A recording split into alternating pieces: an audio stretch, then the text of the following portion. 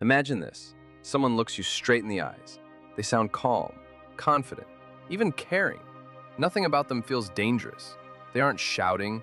They aren't threatening you. They aren't trying to force you into anything. Instead, they simply talk. And somehow, every conversation leaves you feeling different, less confident, less certain, more dependent on their opinion.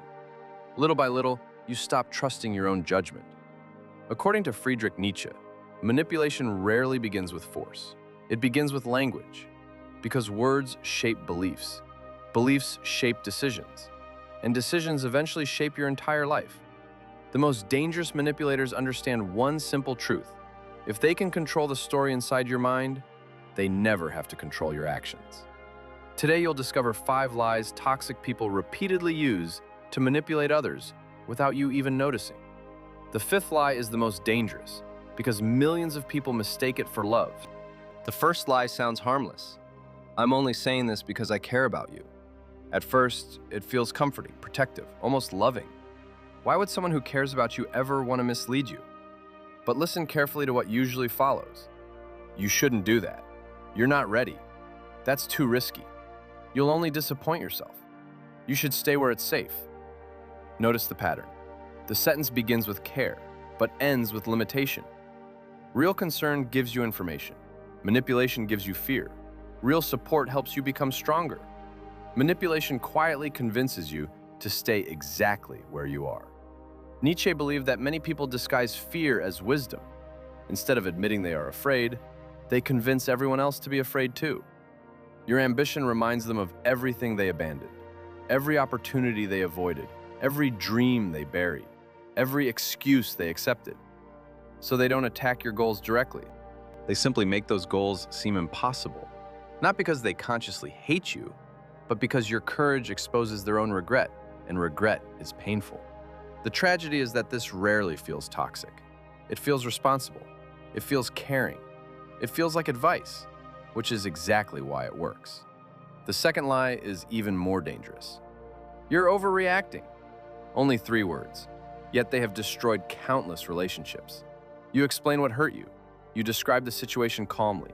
You explain which boundary was crossed. You expect understanding. Instead, they don't discuss what happened.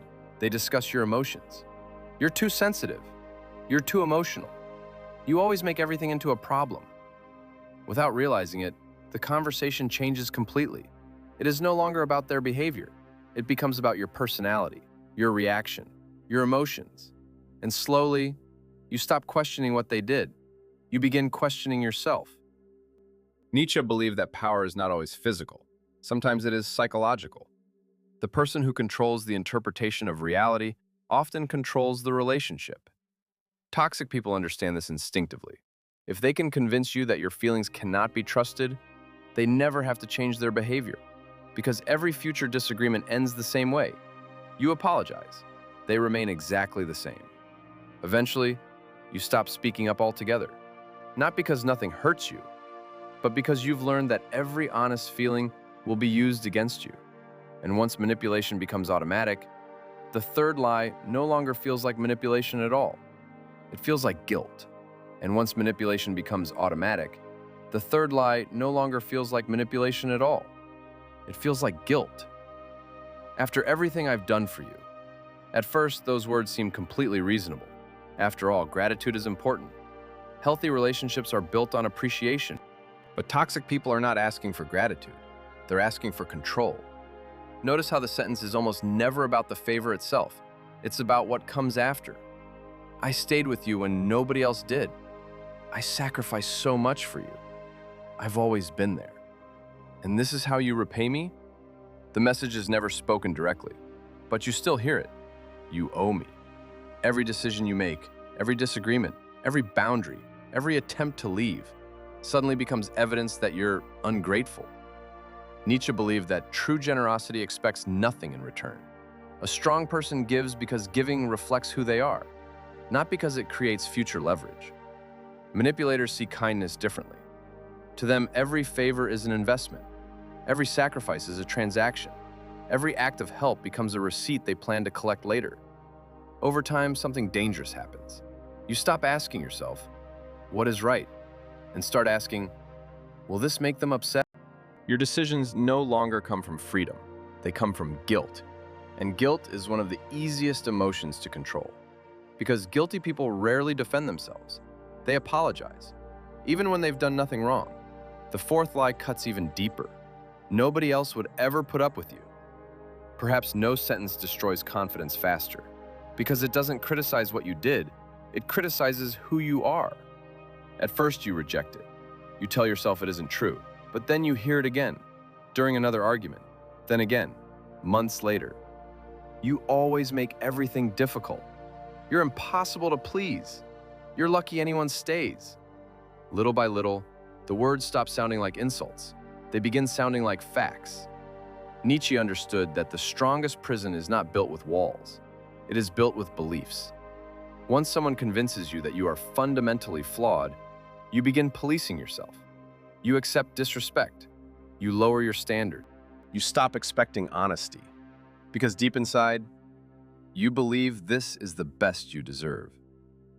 That is why this lie is so powerful. It creates dependence without chains. The manipulator no longer has to stop you from leaving. Your own fear does it for them. The fifth lie is perhaps the most dangerous of all, because almost everyone mistakes it for love. I'm the only person who truly understands you. At first, it feels comforting. Finally, someone who gets you, someone who accepts you, someone who always takes your side. But slowly, almost invisibly, everything else begins disappearing. You spend less time with friends. You stop sharing your problems with family. You stop asking different people for advice. Without realizing it, one voice slowly replaces every other voice in your life. Healthy love expands your world. Manipulation shrinks it. Nietzsche believed that growth comes through challenge, through different perspectives, through questioning yourself, through meeting people who think differently. A manipulator wants the opposite. If their voice becomes your only reality, they never have to compete with another perspective. Eventually, something frightening happens. Before making a decision, you no longer ask yourself what you think. You ask yourself what they would think. That is no longer love. That is psychological dependence. Perhaps this is why manipulation is so difficult to recognize. It rarely begins with cruelty. It begins with comfort, with reassurance, with protection, with words that sound safe. Until one day, you realize your confidence depends on someone else's approval. Your choices depend on someone else's opinion. Even your identity begins revolving around someone else's voice. Nietzsche believed that the strongest people are not those who dominate others. They are the ones who refuse to surrender ownership of their own mind, their standards, their judgment, their freedom to think independently. Remember this. Not every caring voice wants you to become stronger. Not every comforting sentence is honest. And not everyone who says they love you wants you to become free. Pay attention to patterns, not promises. Patterns reveal character. Patterns reveal intention. Patterns reveal truth. The moment you begin questioning the stories someone repeatedly tells you, you begin reclaiming your own mind. And perhaps that is Nietzsche's deepest lesson. Real freedom does not begin when toxic people disappear from your life. It begins when their words stop living inside your head. If this video made you recognize someone, trust that instinct, because patterns rarely lie. Subscribe for more videos exploring Nietzsche, psychology, and the hidden dynamics of human nature.